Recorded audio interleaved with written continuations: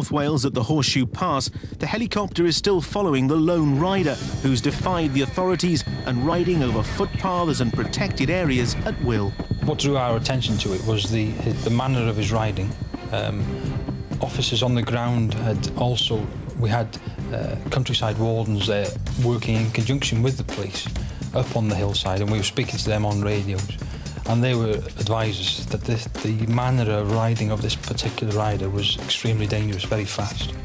Despite the motorbike's speed, from the air there's no problem keeping track with it and gathering evidence.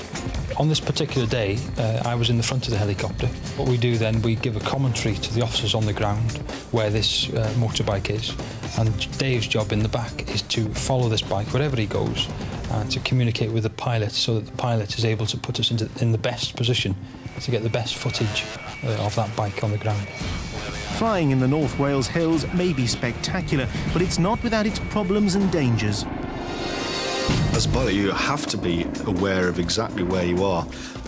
If you ever get in a situation, which does happen, and it has been the cause of accidents in the past, where people have lost their situational awareness, then you would have to regain it fairly quickly because of the dangers of conflicting with other air traffic in the vicinity or flying into the side of a hill. Protecting the wide open spaces for future generations to enjoy is an important job. North Wales is predominantly a rural force area. We have lots of areas, for example, that are classed as sites of special scientific interest. So what we would be doing is working in partnership with other agencies that have responsibilities for managing and caring for these sites, and we recognise that as an organisation we certainly have a part to play as well. So we would work very much in conjunction with our partners. It's one thing to locate and track the rogue bikers, but it's another to bring it to an end. Our job is to follow him wherever he goes, and the manner of his riding was led us to believe that he was trying to evade us.